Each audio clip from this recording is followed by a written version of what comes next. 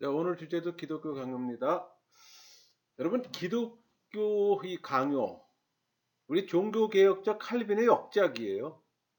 최고의 성경 안내서이고 또 교리의 표준입니다. 또 중요한 삶의 매뉴얼이기도 하고, 이 기독교 강요는 교회에서 최고의 성경 공부 교재이자 신학의 걸작 가운데 하나입니다. 그러니까 칼빈이 평생 성경 주석을 쓰면서 성경을 연구한 어떤 결과물이 반영되어 있는 겁니다. 또 기독교 강요의 주요 내용들은 뭐 하나님을 아는 지식, 성경, 삼위일체 하나님, 창조, 섭리, 인간의 죄, 율법, 복음, 구약과 신약의 관계, 중보자 그리스도의 인격과 사역, 성령, 신앙과 회개, 성화, 칭의, 자유, 예정, 종말, 교회, 성례, 국가, 우리 신앙생활에서 알아야 될 필요한 중요한 주제들이 다 담겨져 있습니다. 이제 우리가 3권 성령의 마무리 단계입니다. 25장 부활이죠. 이 마지막 부활에 대한 관심은 선택된 자만이 갖고 있습니다. 그러니까 신앙인은 미래의 삶에 대해 늘 관심을 가지고 있기에 현재 삶을 부인하고 자신에게 주어진 어떤 십자가를 지는데 힘껏 노력해야 할 겁니다. 사단은 이 부활의 신앙을 하나님의 말씀에서 찾지 않고 다른 곳에서 찾도록 미혹할 겁니다. 여러분, 철학적 사고로 부활을 상정하지 마세요. 신앙인은 부활을 소망하며 최후의 심판을 기다립니다. 이 부활에 관해서는 뭐 벨지카 신학 고백서 37항, 하이델베르크 교리 문답서 57문, 웨스트민스터 신학 고백서 32항, 또 웨스트민스터 소교리 문답서 37, 38문, 그 다음 웨스트민스터 대교리 문답서 84에서 86문 이렇게 다루고 있어요. 여러 곳에 다루고 있다는 얘기입니다. 1항 부활의 소망의 중요성과 이 소망에 대한 여러 가지 문제점. 우리도 믿음으로 우리 요한복음 5장 24절 사망에서 생명으로 옮겼느니라. 또 에베소서 2장 19절 이제부터 외인도 아니요 나그네도 아니요 오직 성도들과 동일한 시민이요 하나님의 권속이라. 그러나 우리는 그리스도로 말미암아 얻은 승리에서 아무 유익도 받지 못한 것처럼 또 어려운 싸움 가운데 심한 괴로움을 당하지 않도록 또 다른 곳에서 소망의 특성에 대해 배운 것을 굳게 잡고 놓치지 말아야 합니다. 그것은 우리는 보지 못하는 것을 바라는 거예요. 로마서 8장 25절 만일 우리가 보지 못하는 것을 바라면 이런 표현처럼 또 믿음은 보지 못하는 것들의 증거잖아요. 히브리서 11장 1절 믿음은 바라는 것이 실상이요 보이지 않는 것들의 증거니. 이 육신의 감옥에 갇혀 있는 동안 우리는 늘 주와 따로 거하기 때문입니다. 그게 고린도후서 5장 6절. 그러므로 우리가 항상 담대하여 몸으로 있을 때에는 주와 따로 있는 줄을 아노니. 그래서 신중함과 의로움과 경건함으로 이 세상에 살고 복스러운 소망과 또 우리의 크신 하나님 구주 예수 그리스도의 영광이 나타나심을 기다리게 합니다. 이게 우리의 상태예요. 그러니까 경건한 자들의 믿음과 사랑은 하늘에 있는 소망을 주목한다고 바울은 얘기합니다. 그게 고린도 1장 4절 5절이에요. 너희 믿음과 모든 성도에 대한 사랑을 하늘에 쌓아둔 소망 이렇게 표현하고 있잖아요. 그러므로 우리가 그리스도를 주시하면서 하늘을 의지하며 또 지상에 있는 것에 마음 끌리지 않고 약속된 복을 바라볼 때 우리 마태복음 6장 21절 내 보물이 있는 그곳에는 내 마음도 있느니라. 이 말씀이 참으로 실현됩니다. 우리 빌립보 3장 14절 위에서 부르신 부름의 상을 위하여 달려가노라. 이것처럼 어려운 일은 없어요. 태산 같은 불행이 우리를 거의 압도할 뿐 아니라 우리가 현세의 복의 유혹을 기꺼이 물리치고 지나가는 그림자 같이 눈에 보이지 않는 이 복을 얻으려고 노력한다고 해서 세속 사람들은 우리를 조롱해요. 우리의 상하 좌우에는 무서운 유혹이 우리를 둘러싸고 있어요. 그러니까 우리의 마음을 땅 위의 일들에 해방시켜 멀리 있는 저 하늘 생활에 붙들어 매놓지 않는다면 우리의 마음은 올바로 유지될 수가 없을 겁니다. 따라서 복된 부활을 끊임없이 묵상하는데 익숙한 사람만이 복음이 주는 유익을 완전하게 누리는 겁니다. 그래서 말씀의 묵상이 필요한 겁니다. 이양 하나님과의 연합을 사모하는 것이 부활 소망의 동기를 준다. 여러분, 부활을 소망하는 것은 하나님과의 연합을 사모하도록 동기부여시킵니다. 우리 플라톤 같은 사람도 사람의 최고선은 하나님과 연합이라고 언급했어요. 그 연합의 본질에 대해서는 전혀 알지 못했어요. 우리는 지상의 나그네 생활에서도 유일하고 완전한 행복을 알고 있고, 그러나 이 행복은 하나님과의 연합을 갈망하도록 매일 더욱더 우리의 마음에 불을 붙여요. 연합이 완전히 실현되어 우리가 만족할 때까지 이것은 계속될 겁니다. 앞에서 우리가 부활을 향하여 마음을 끌어올리는 사람들만이 그리스도의 은혜를 받는다고 말했어요. 어떤 어려움으로 억눌릴지라도 이 부활이 완성될 때까지 이 구속은 우리를 지켜줍니다. 사망, 바라는 부활은 육신의 부활이다. 그리스도의 부활이 그 원형이다. 여러분, 이 문제는 중대한 것이므로 우리는 그 주의를 집중해야 합니다. 그러니까 이에 대한 바울의 논증은 확고해요. 만일 죽는 자의 부활이 없으면 우리가 전파하는 것도 헛것이요 또 너희 믿음도 헛것이다, 이렇게 얘기하잖아요. 그리고 또 고린도전서 15장 19절에선 모든 사람 가운데 우리가 더욱 불쌍한 자니라, 이런 표현이 있어요. 그러니까 우리의 양자됨과 우리의 구원이 이 결과인 이 복음의 권위는 그 일부분뿐만 아니라 전체가 없어지고 말 겁니다. 그러므로 부활이란 주제는 매우 중요해요. 이 문제를 지금까지 연기한 것은 완전한 구원을 주시는 그리스도를 받아들일 때 독자들이 더욱 높은 곳에 오를 줄 알게 되고, 또 그리스도께서 하늘의 영생과 어떤 영광을 입히셔서 온몸이 그 머리와 같이 되게 하려 하신다는 걸 알도록 하기 위함입니다. 여러분, 부활은 믿기 어려운 일이 아니지만 인간 이성으로는 전혀 믿을 수가 없어요. 그래서 여러 철학자들이 영원 불멸을 알고 있었지만 몸의 부활을 알았던 자는 아무도 없었습니다. 이 큰 장애물을 믿음이 극복할 수 있도록 성경은 도움을 줍니다. 두 가지 도움을 주는데, 하나는 그리스도의 부활과 비교하는 겁니다. 또 하나는 하나님이 전능하다는 사실이에요.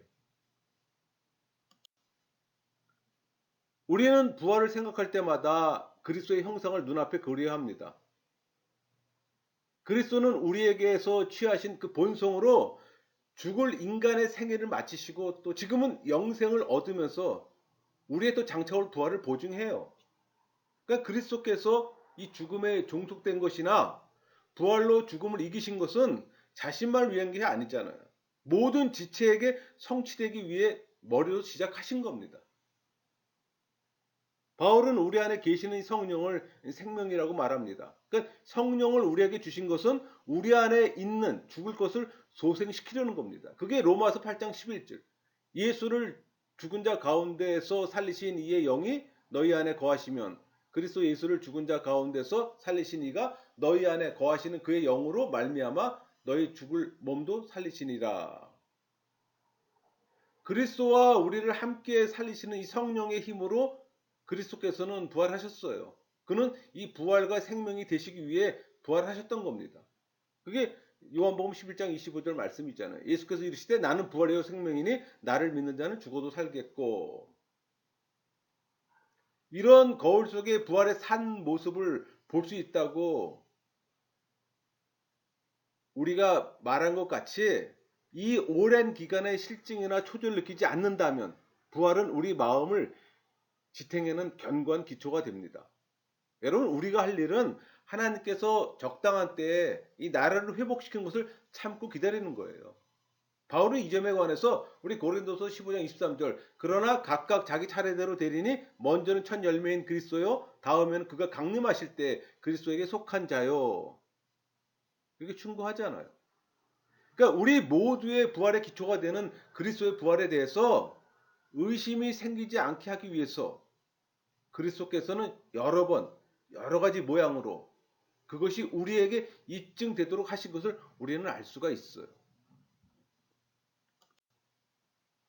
그 후에 그리스도께서는 친히 또 아직도 남아 있을지 모르는 우리의 의심을 제거해 주셨어요.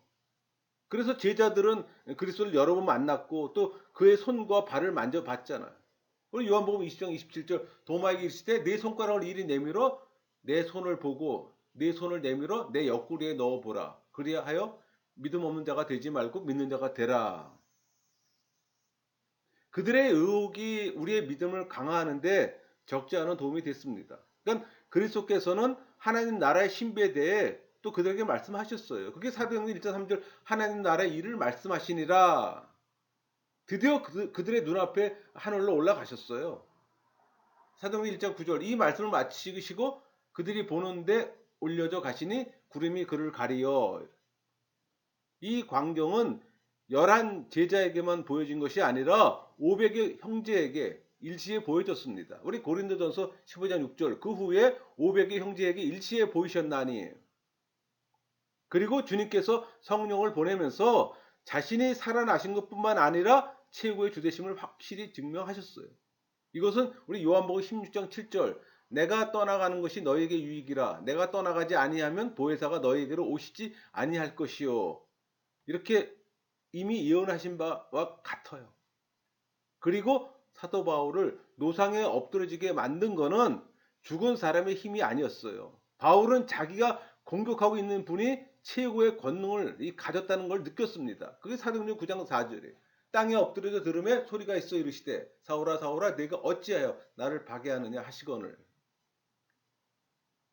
여러분 그리스도께서는 다른 이유로 스데반에게 나타나셔서 이 생명에 대한 확신으로 또 죽음의 공포를 극복하게 하셨어요. 이렇게 많은 증거를 믿지 않는다는 것은 불신앙이죠. 부패하고 어리석은 고집일 뿐이고. 4. 하나님의 전능하심이 육신 부활에 대한 근거이다. 부활에 대한 증명은 하나님의 무한한 능력을 생각하는 데서 가능해요. 이것은 우리의 지각을 압도하는 기적입니다. 그러니까 따라서 이 부활을 자연현상으로 상상하는 것은 적절치 못해요. 사도 바울은 자연계에서 증거를 빌려서 이 부활을 부정하는 사람들을 논박합니다. 우리 고린도전서 15장 36절 어리석은 자여 내가 뿌리는 씨가 죽지 않으면 살아나지 못하겠고 씨를 뿌리면 썩은 것으로부터 곡식이 돋아나므로 이 부활의 모습을 볼 수 있다고 바울은 말합니다. 이 경이감에 사로잡혀 이 하나님의 권능에 합당한 영광을 돌리는 사람이 아니면 장차 올 부활을 확신할 수 없어요. 그래서 이사야 26장 19절 주의 죽은 자들은 살아나고 그들의 시체들은 일어나리이다. 티끌에 누운 자들아 너희는 깨어 노래하라. 또 욥기 19장 25절부터 27절 내가 알기에는 나의 대속자가 살아계시니 마침내 그가 땅 위에 서실 것이라. 내 가죽을 벗김을 당한 뒤에도 내가 육체 밖에서 하나님을 보리라. 내가 그를 보리니 내 눈으로 그를 보기에 낯선 사람처럼 하지 않을 것이라. 또 에스겔서 37장에서도 그렇게 언급합니다. 그러니까 유배 생활했던 이스라엘 백성에게 이 부활의 신앙으로 격려한 에스겔은 한 환상을 보았어요. 그러니까 우리는 바울을 본받아 전투 중에도 환상을 불러야 합니다. 그러니까 우리에게 이 내세를 약속하신 분은 우리가 맡긴 것을 지켜줄 수 있기 때문에 디모데 후서 1장 12절 이로 말미암아 내가 또 이 고난을 받되 부끄러워하지 아니함은 내가 믿는 자를 내가 알고 또한 내가 의탁한 것을 그날까지 그가 능히 지키실 줄을 확신함이라. 그래서 우리가 당하는 모든 고통은 우리에게 미리 내세를 보여주는 겁니다. 5항 사탄은 부활을 부정한다. 여러분 죽으면 만사가 끝나고 또 인간은 소멸한다고 말하면서 이 부활에 대한 모든 기억을 없애려는 자들이 있어요. 우리 마가복음 10장 28절 부활이 없다 하는 사두개인들이 예수께 와서 물어 이르되 사두개파들은 부활이 없다고 주장했어요. 또 영혼은 죽은 것이라고 말했습니다. 여러분 이 매장 풍습을 신성 불가침으로 인정한 것은 그것이 새로운 생명에 대한 보증이라고 생각했기 때문이에요. 거룩한 조상들도 매장 의식은 엄숙했어요. 같은 풍습이 이방인들 사이에도 존속했어요. 하나님께서는 그들 앞에 놓인 이 부활의 형상으로 그들이 깨우쳐지기를 원했던 겁니다. 여러분, 이 매장 의식은 유익하진 못해요. 그렇지만 만일 우리가 그 목적을 현명하게 통찰한다면 우리에게는 유효한 것이 됩니다. 아무도 믿지 않은 것을 모든 사람이 함께 고백했다는 것은 그 불신앙에 대한 중대한 반박이 되기 때문에 사탄은 인간의 감각을 마비시켰을 뿐 아니라 시체와 함께 부활의 기억도 묻어버리도록 거짓말로 혼란시켜 이 부활론을 말살하려고 합니다. 사도 바울은 사탄이 그 작업을 시작했다는 사실을 말하지 않았어요. 우리 고린도전서 15장 12절. 너희 중에 어떤 사람들은 어찌하여 죽은 자 가운데 부활이 없다 하느냐. 그러나 조금 후에 천년 왕국론자들이 뒤를 이어서 그리스도의 통치 기간을 천년 동안으로 제한했습니다. 그들의 조작은 너무도 유치해서 논박할 가치가 없어요. 또 그들의 오류에 구실을 준 것이 이 계시록임이 분명합니다. 그 계시록도 그들을 지지하지 않아요. 이 천이라는 숫자, 천년 동안의 천이라는 숫자는 교회의 영원한 복에 적용되는 것이 아니라 교회가 지상에서 수고하는 동안에 당할 각종 곤란함에 적용이 되는 겁니다. 도리어 성경 전체는 이 선택된 자들의 복이나 악한 자들의 벌이 영원하리라고 선언합니다. 마태복음 25장 46절. 그들은 영벌에, 의인들은 영생에 들어가리라 하시니라.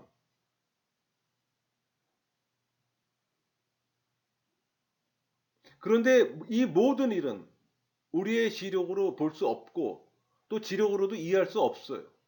하나님의 말씀을 근거로 믿어야 합니다. 그렇지 않으면 완전히 포기해야 합니다. 하나님의 자녀들이 내세의 생명의 기업을 향유하는 기간을 천년이라고 하는 사람들은 자기들이 그리스도와 그의 나라에 얼마나 큰 비난을 던지고 있는가를 알지는 못해요.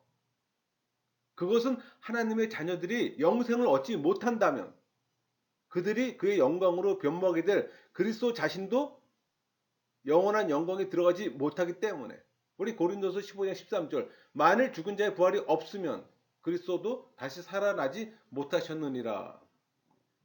만일 그들의 복이 유한하다면 그들의 복이 기초가 되는 그리스도의 나라도 일시적인 것에 불과하게 됩니다. 요약하면 이런 사람들은 하나님에 관한 일을 전혀 모르거나 그렇지 않으면 하나님의 은혜와 그리스도의 권능을 수포로 돌아가게 하려는 악의를 품고 행동하는 겁니다. 하나님의 은혜와 그리스도의 효능은 죄가 말소되고 죽음이 삼켜지고 영생이 완전히 회복되는 때에 비로소 실현됩니다. 6항 육신은 부활하고 영혼은 불멸한다. 여러분, 부활에 대한 두 가지 망상이 있어요. 하나는 전인이 죽기에 영혼이 몸과 함께 부활할 것이고 또 하나는 영이 불멸하지만 새로운 육체로 옷을 입을 겁니다. 즉 육체의 부활을 부정하는 거예요. 여러분, 이런 생각은 하나님의 형상으로 지음받은 영을 덧없는 숨결로 일시적인 삶으로만 이 육체를 살리는 것이고 또 성령의 죄념을 말살시키는 거예요. 그러니까 성경은 우리의 몸을 집에 비유합니다. 그러니까 우리는 죽을 때 이 집을 떠납니다. 이 점에서 동물과 달라요. 그래서 베드로는 이 죽음이 임박한 것을 장막을 벗을 때가 왔다고 말했습니다. 그게 베드로후서 1장 14절이에요. 나도 나의 장막을 벗어날 것을 임박한 줄 알미라. 그러나 사도 바울은 일반 신자들에 대해서 우리 고린도후서 5장 1절 만일 땅에 있는 우리 장막 집이 무너지면 하나님께 지으신 집 이런 표현이 있잖아요. 그리고 고린도후서 5장 6절에 그러므로 우리가 담대하여 몸으로 있을 때에는 주와 따로 있는 줄 아노니 곧이어서 5장 8절에 우리가 담대하여 원하는 바는 차라리 몸을 떠나 주와 함께 있는 그것이라. 몸을 떠나 하나님과 함께 있기를 갈망한다고 했습니다. 만일 몸이 죽은 후에도 영혼이 살아있지 않는다면 몸을 떠나 하나님과 함께 있겠다는 말은 무슨 뜻일까요? 여러분, 몸은 죽음 후에도 이 영은 의인의 영들이 모인 곳에 우리도 모입니다. 그게 히브리서 12장 23절이에요. 하늘에 기록된 장자들의 모임과 의인들의 영 이런 표현이 있잖아요. 모든 의심을 지금 일축해요. 이 말씀의 뜻은 우리는 거룩한 조상들과의 교제에 들어가며 또 조상들은 비록 몸은 죽었으나 우리와 같이 경건한 생활을 하고 있으므로 우리도 그들과 결합되지 않으면 그리스도의 지체가 될 수 없다는 겁니다. 만일 몸을 벗은 영혼이 그 본질을 유지하지 않는다면 그리고 복된 영광을 받을 자격이 없다면 그리스도께서는 도적에게 누가복음 20장 43절 예수께서 이르시되 내가 진실로 내게 이르노니 오늘 내가 나와 함께 낙원에 있으리라 이렇게 말씀하시지 않았을 겁니다.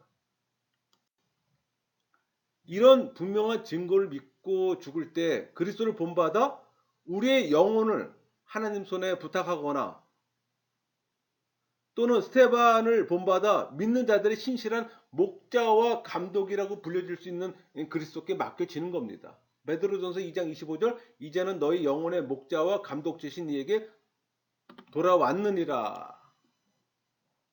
우리의 영혼의 중간 상태에 대해서 지나친 호기심을 가지고 탐구하는 것은 마땅하지도 않고 유익하지도 않아요. 모르는 일에 대해서 하나님께서 우리에게 이 알려주신 것 이상으로 더 깊이 알려고 하는 것은 미련하고 경솔한 짓입니다. 여러분 성경은 그리스도께서 그들과 함께 계시며 그들이 위로를 얻도록 낙원으로 영접하신다고 했어요. 그게 요한복음 12장 32절 내가 땅에서 들리면 모든 사람을 내게로 이끌겠노라 이렇게 표현했잖아요. 그러니까 버림받은 자들이 마땅히 받아야 할 고통을 받는다고 했습니다. 그 이상의 말씀은 없어요.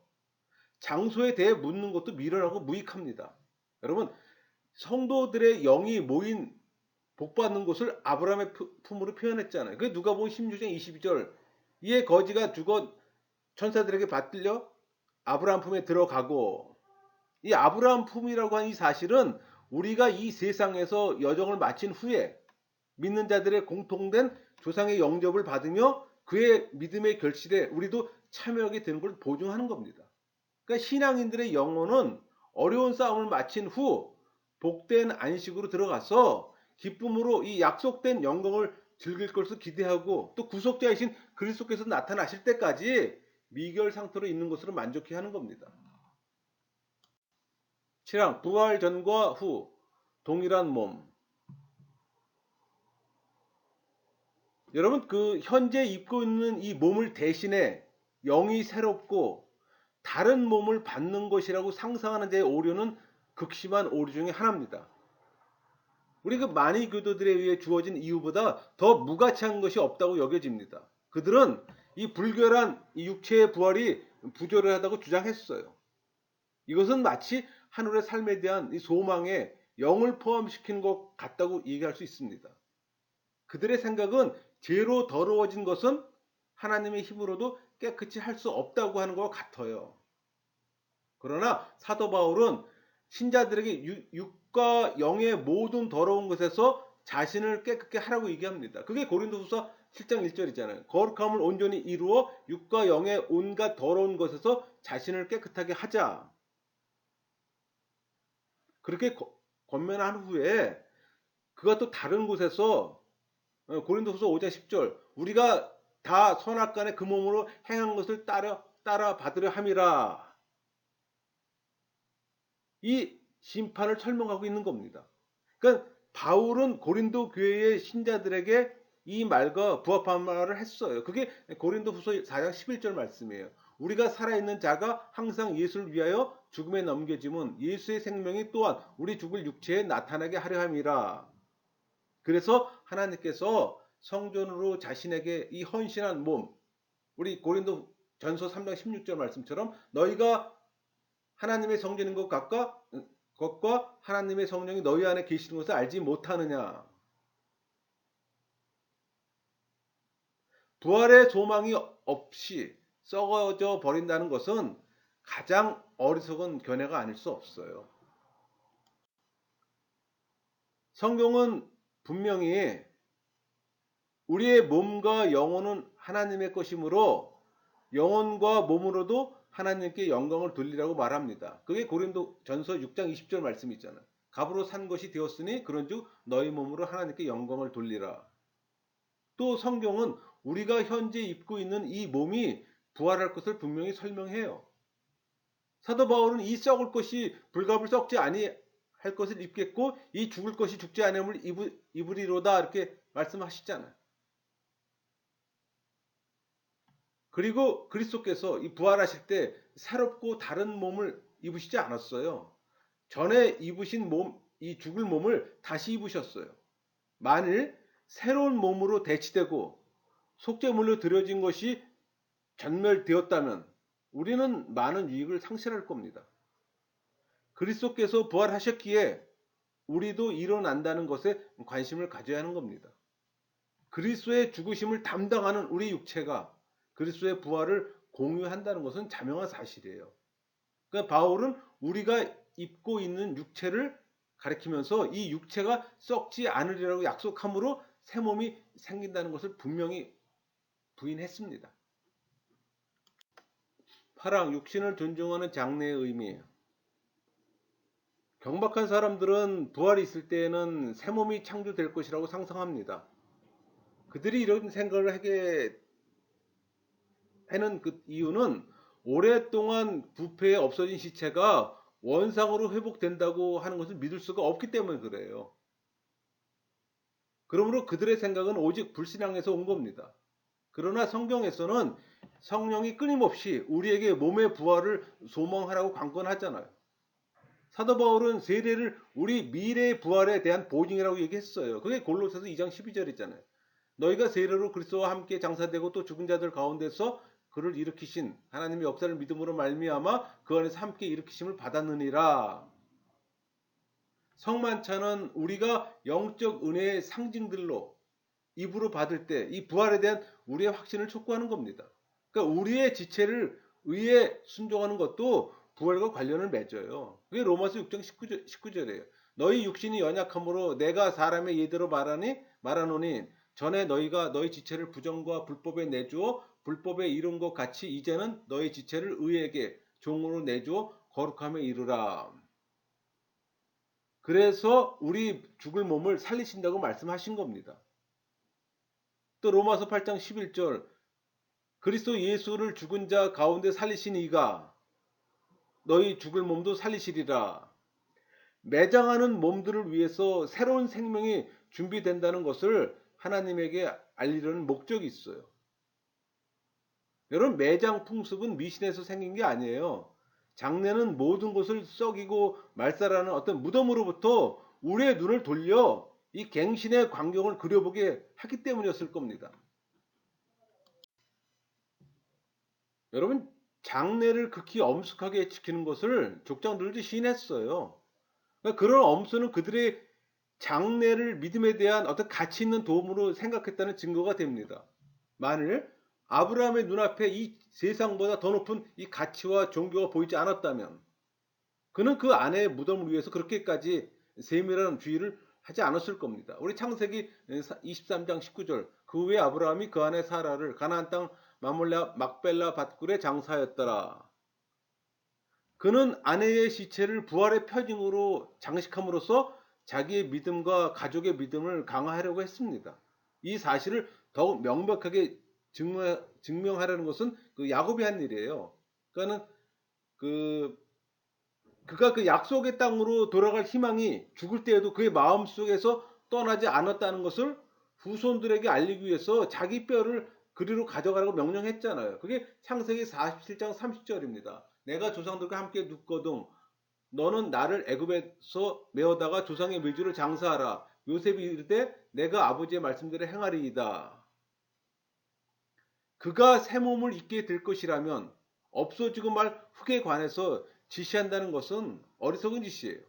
그러므로 성경이 권위가 있다면 이 부활의 교리와 같이 분명하고 확실한 증거를 얻을 수 있는 교리도 없습니다. 여러분 어린이들까지도 부활과 다시 산다는 말을 이런 뜻으로 이해합니다. 우리는 방금 창조된 것에 대해서 다시 살아났다고 말하지 않잖아요.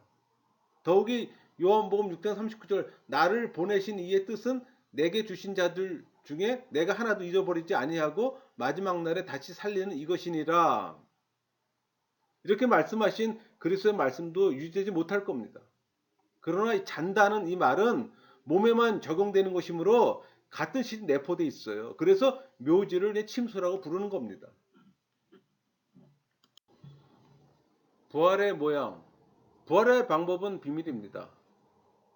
우리가 자유롭게 생각하고 철학적 사색은 의미가 없어요. 본질로 보면 현재 가지고 있는 몸으로 부활할 겁니다. 그러나 그 성질은 다를 거예요. 그러니까 그리스도의 몸의 부활을 보면 이해할 수가 있잖아요. 사람과 짐승의 육체는 그 본질이 같으나 성질은 다릅니다.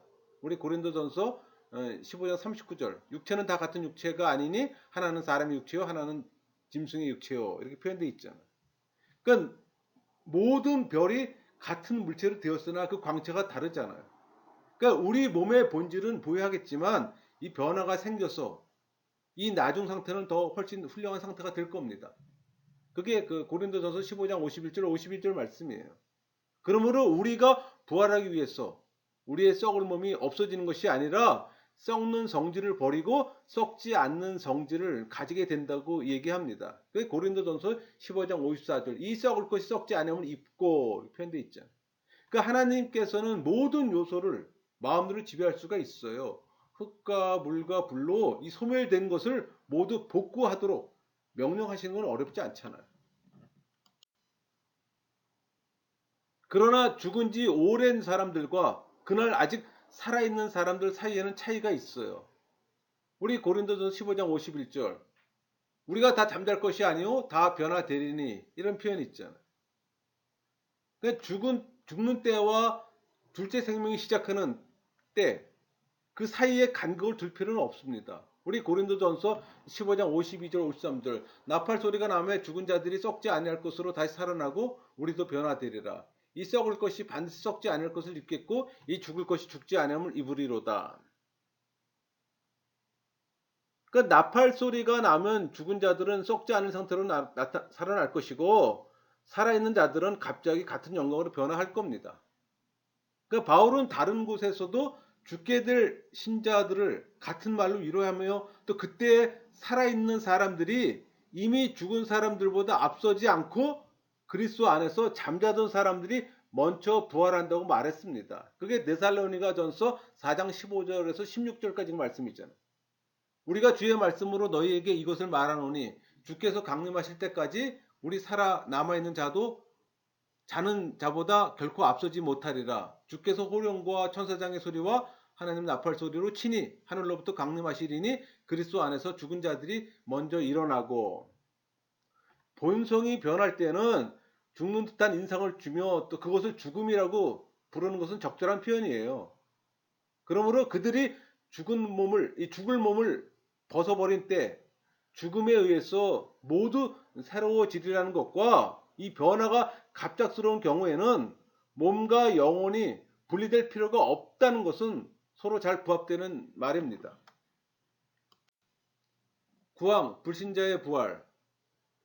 우리는 아담으로 인해서 모든 사람이 죽음의 정죄를 받는 것을 알아요. 우리 고린도 15장 22절, 아담 안에서 모든 사람이 죽는 것 같이. 그러나 그리스도께서 부활과 생명으로 오셨어요. 요한복음 11장 25절, 예수께서 이르시되 나는 부활이요 생명이니 나를 믿는 자는 죽어도 살겠고. 그러나 확고부동한 사실이 있어요. 한쪽은 심판의 부활로, 다른 한쪽은 생명의 부활로 나온다는 겁니다. 요한복음 5장 29절, 선한 일을 행한 자는 생명의 부활로, 악한 일을 행한 자는 심판의 부활로 나오리라. 그리스도께서 양과 염소를 분별하러 오시라는 겁니다. 마태복음 25장 32절, 모든 민족을 그 앞에 모으고 각각 구분하기를 목자가 양과 염소를 구분하는 것 같이.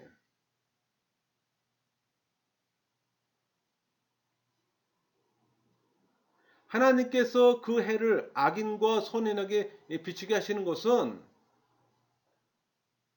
악인들에게도 풍부하게 베풀어진다는 것을 우리는 물론 인정합니다. 그것은 그들의 당연한 소유가 되게 하려는 것이 아니고 그들에게 구실이 없도록 만드시려는 거예요. 악인들도 하나님의 은혜를 가끔 체험하지만 정기적인 절차라기보다 경건한 사람들이 받는 복의 그늘 아래서 이따금 이루어져요. 물론 궁극적으로 그들은 더 큰 저주를 받게 될 겁니다. 그들은 심판주에게서 완악한 죄로 벌을 받을 것이며 끝도 한도 없는 이 벌은 그들이 스스로 초래한 겁니다. 여러분, 이 법은 끝도 없고 측량할 수도 없는 복수예요. 지팡, 부활의 목적은 영원한 행복. 승리가 죽음을 삼켜버릴 것이라는 예언은 나중에 성취될 겁니다. 그러니까 우리는 그냥 항상 영원한 행복을 염두에 둬야 해요. 그날에 하나님께서 자신의 영광을 우리에게 나타내시고 또 우리가 얼굴과 얼굴로 그 영광을 볼 겁니다. 그게 고린도서 13장 12절 말씀이잖아요. 우리가 지금은 거울로 보는 것 같이 희미하나 그때에는 얼굴과 얼굴을 대하여 볼 것이요. 지금은 내가 부분적으로 아나 그때 주께서 나를 아신 것 같이 내가 온전히 알리라. 예언자들은 영적 복을 그대로 말로 표현할 수 없기 때문에 이 물질적 용어를 사용해서 표현할 뿐입니다. 그게 한계예요. 그러나 그 감미로움을 조금이라도 맛봤다면 우리에게 이 강렬한 소원을 일으킬 겁니다. 하나님께서 모든 선한 것을 당신 안에 보유하시며 다음이 없는 생각 같이 흘리신다면 최고의 선과 행복의 모든 요소를 이 구하는 사람들은 하나님 외에 다른 것을 구하지를 못해요. 구할 수가 없고 구해서도 안 되는 겁니다. 이 점은 성경이 여러 군데서 우리에게 가르쳐 줘요. 예컨대 우리 창세기 15장 1절 아브라함아 나는 너의 지극히 큰 상급이니라 이렇게 표현하시잖아요. 또 시편 17편 5절에 나는 주의 형상으로 만족하리이다 이렇게 말씀하셨어요. 그러니까 베드로는 하나님의 성품에 참여하는 자가 되기 위해 신자들이 부르심을 받았다고 합니다. 어떻게 이런 일이 있을까요? 이는 그가 그의 성도들에게 영광을 받으시고 모든 믿는 자들에게 놀랍게 여김을 얻으시기 때문입니다. 그게 데살로니가후서 1장 10절 말씀이잖아요. 그의 성도들에게서 영광을 받으시고 모든 믿는 자들에게 놀랍게 여김을 얻으시리니. 만약에 여호와께서 여호와의 영광과 권능을 그 택한 자들에게 나눠주시며 또 그들을 하나님과 하나가 되게 하실 거라면 그러면 우리는 이 은혜 안에 모든 행복이 포함되어 있다는 걸 기억해야 합니다. 우리는 이 문제에 대해 조심해야 해요. 피조물의 한계를 잊고서 필요 이상으로 행동하지 않도록 조심해야 한다는 얘기입니다. 또 정도를 넘어서서 더 알려고 하는 이 과도한 욕망의 유혹을 느껴요. 이런 상태에서 무가치한 질문이 자꾸 나오는 겁니다. 여기서 무가치하다는 것은 그것이 아무 유익이 없다는 얘기예요. 그러니까 하나님께서 이 세상에 있는 성도들에게 이 다양한 은사를 베푸실 때 모든 성도에게 동일하게 나눠주지 않잖아요. 마찬가지로 하늘에서도 그 영광의 정도가 동일하지 않다는 것을 성경은 가르칩니다. 그러니까 하늘에서도 하나님은 자신의 은사를 장식할 겁니다. 사도 바울은 자기 수고에 해당하는 이 특별한 면류관이 하늘에 준비되어 있다는 것을 의심하지 않았어요. 그게 디모데후서 4장 8절 나를 위하여 의의 면류관이 예비되었으므로 이렇게 표현하고 있잖아요. 이 점을 확인하는 것이 그리스도께서 마태복음 19장 29절 말씀처럼 여러 배를 받고 또 영생을 상속하리라 이렇게 하신 약속입니다. 요약하면 그리스도께서는 이 세상에서 그의 몸의 영광을 각양각색의 선물로 나타내기 시작하시고 또 점점 그 영광을 증대하신 것 같이 하늘에서 그 영광을 완성하실 겁니다. 11항 정말 적은 부활 신앙 소유자 이것은 하나님의 말씀이 충분히 증명하기 때문에 모든 경건한 사람들이 이구동성으로 인정해요. 개인적으로 이 무익한 문제들을 공연히 연구하지 않을 뿐만 아니라 그런 문제에 대답함으로써 다른 사람들의 경박한 행동을 조장하지 않도록 경계해야 된다고 생각합니다. 해결의 방법은 우리가 얼굴을 마주 대하여 보게 될 때까지 거울과 그 희미함에 만족하게 생각하는 겁니다. 우리 고린도전서 13장 12절 우리가 지금은 거울로 보는 것 같이 희미하나 이렇게 표현하고 있잖아. 그때는 얼굴과 얼굴을 대하여 볼 것이요. 지금은 내가 부분적으로 아나 그때는 주께서 나를 아신 것 같이 내가 온전히 알리라. 어떻게 하면 하늘로 갈 것인가를 알고자 하는 사람은 많은 인류 중에서도 조금밖에 되지 않아요. 그러니까 하늘에서 어떤 일이 있는가는 모든 사람이 알고 싶어 합니다. 거의 모든 사람이 태만해서 이 가상적인 승리를 미리 상상할 뿐 실제로는 그것을 얻기 위해 싸우는 것은 싫어합니다. 그래서 천국의 길은 좁을 수밖에 없어요. 우리가 많은 사람들이 교회 생활 하지만은 실질적으로 선택받아 택함 받아 천국에 가는 사람은 적다는 얘기예요. 12항 처절한 형벌. 악인들에 대해서 하나님께서 내리시는 형벌의 중대성은 적당하게 형언할 수 없기 때문에 그들의 고통에 대해서는 이 물질적 비유를 쓰게 됩니다. 예컨대 뭐 어둠, 울음, 이를감, 꺼지지 않는 불, 벌레 이렇게 표현하는 거예요. 이 같은 표현으로 우리를 공포에 떨게 하려고 하는 겁니다. 이런 자세한 묘사는 악인들의 처지를 어느 정도 상상할 수 있게 하지만 우리가 특히 그 명심해야 할 점은 하나님과의 교통이 단절이 얼마나 비참하는 겁니다.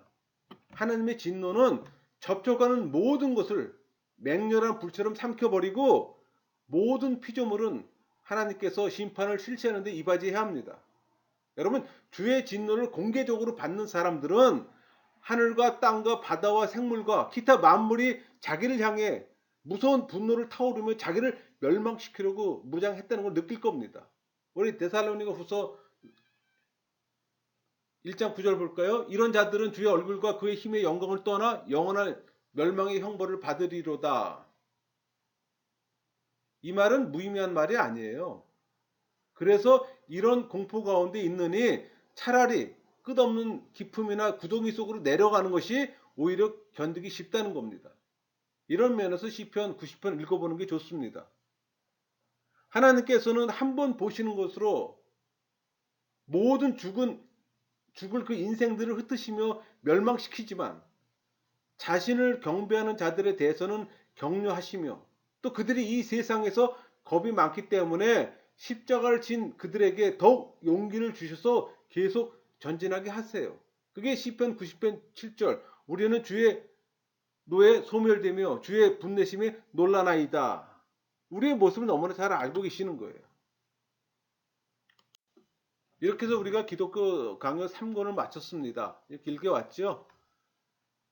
이 성경의 안내서로 쓰여진 이 기독교 강요, 기독교 강요 속에 담긴 내용만이라도 충분히 이해한다면 목회자는 목회자의 삶과 또 일반 기독인의 삶을 살아가는 데 있어 중요한 삶의 매뉴얼을 가진 것과 동일합니다. 여러분 매뉴얼을 갖고 사는 거하고 매뉴얼 없이 사는 거하고 다르잖아요. 여러분 모두는 매뉴얼을 지금 갖고 있는 겁니다. 문제는 이걸 보느냐 안 보느냐 여러분의 의지에 달려 있는 거예요. 사실 기독교 강요를 이렇게 꾸준히 하기 쉽지가 않습니다. 제가 또 4권 중에서 굳이 3권만 선택한 이유는 제가 여러 번 말씀드렸고 실질적인 신앙생활에서 가장 빈번하게 또 이용되고 사용되어지는 내용들이 많이 있기 때문에 먼저 다른 것 뿐이에요. 나중에 또 시간을 갖고서 1권, 2권, 뭐 4권도 다룰 거라고 생각합니다. 그러니까 중요한 것은 저는 여러분들하고 동기부여만 시켜드리는 거예요.